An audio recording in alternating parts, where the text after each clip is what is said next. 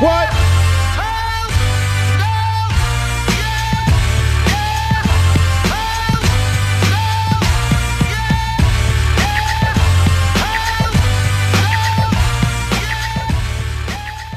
Coach Rose last weekend got off to a rough start, but had a really positive finish.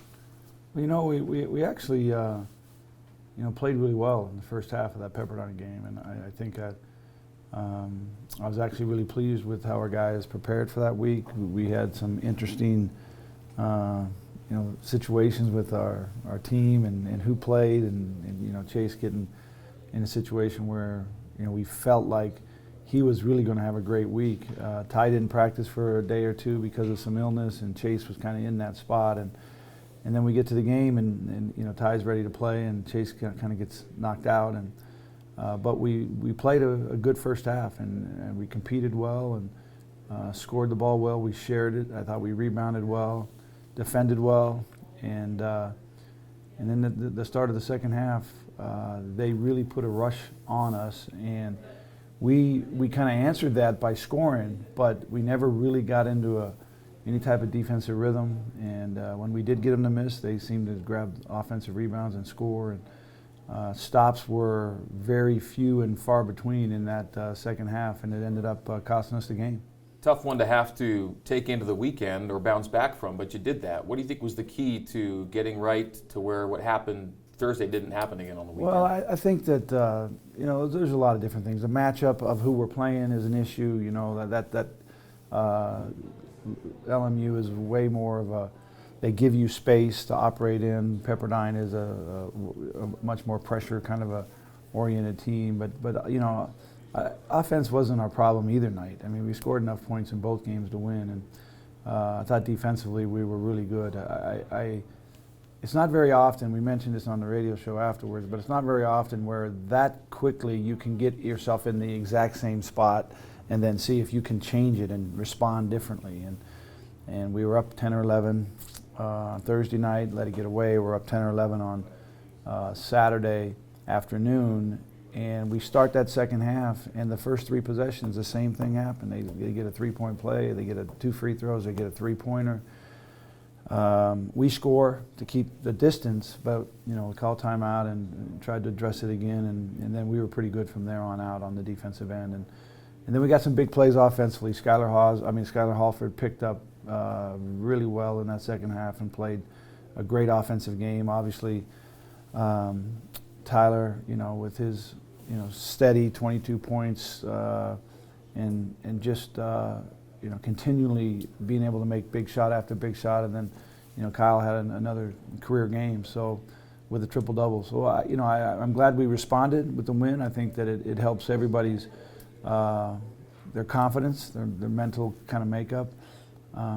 But we need to find some real consistency with this team, and that's kind of been our issue.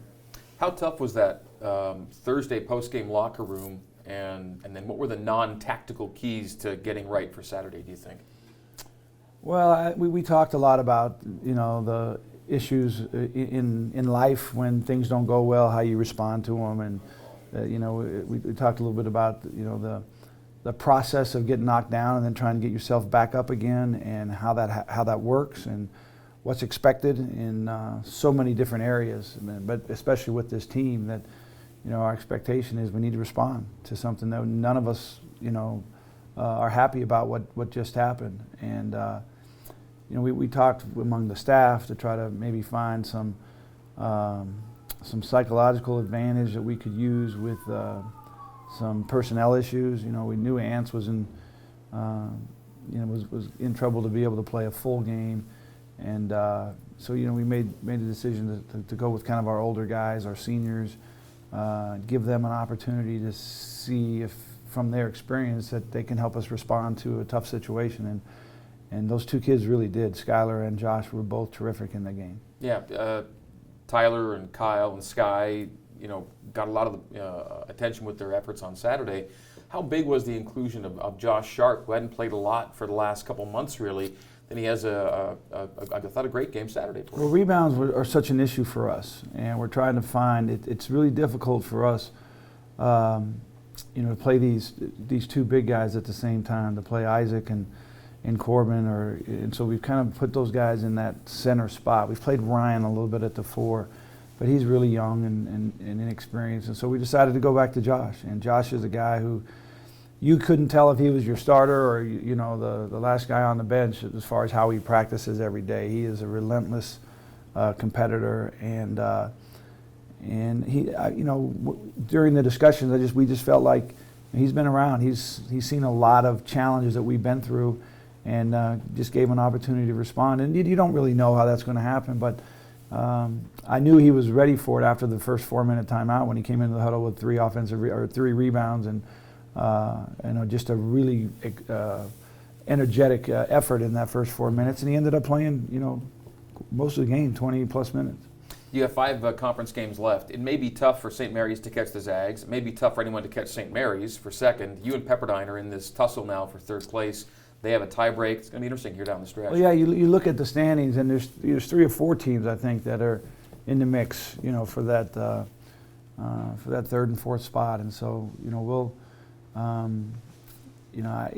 you get to this point in the season, and it's a little bit interesting for us to try to really figure out how we can get ourselves better, because that's the biggest key here. How we can find some consistency with our team, how we can get better, and just prepare ourselves for the conference tournament in March.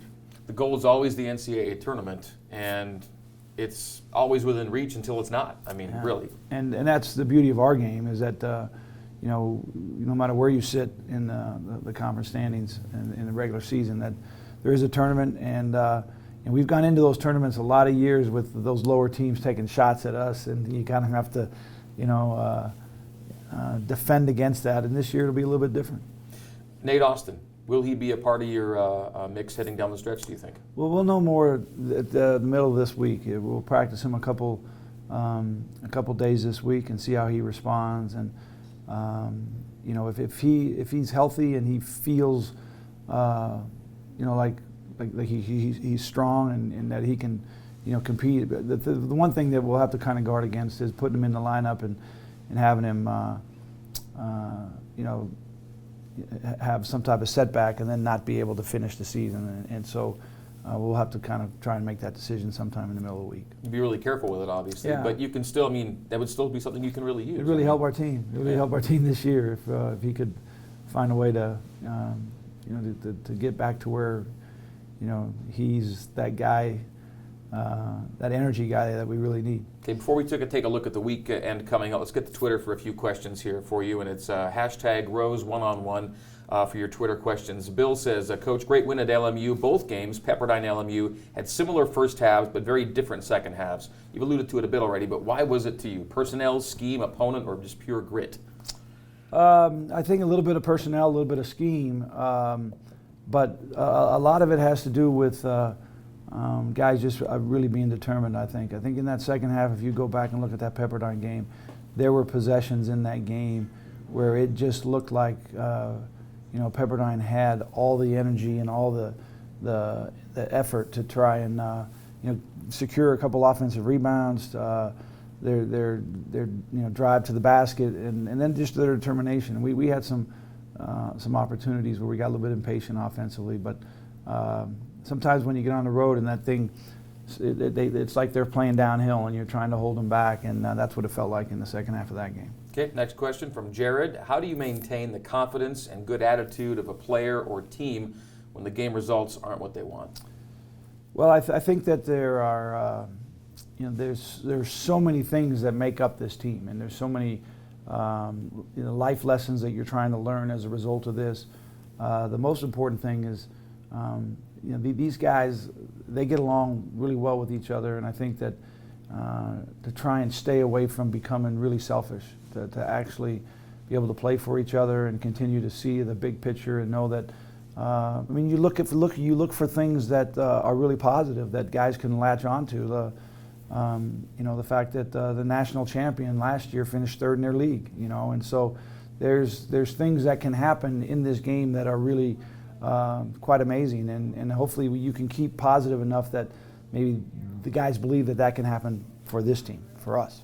Okay. Jesse goes off the court to ask, what is your favorite Italian dish? My favorite Italian dish.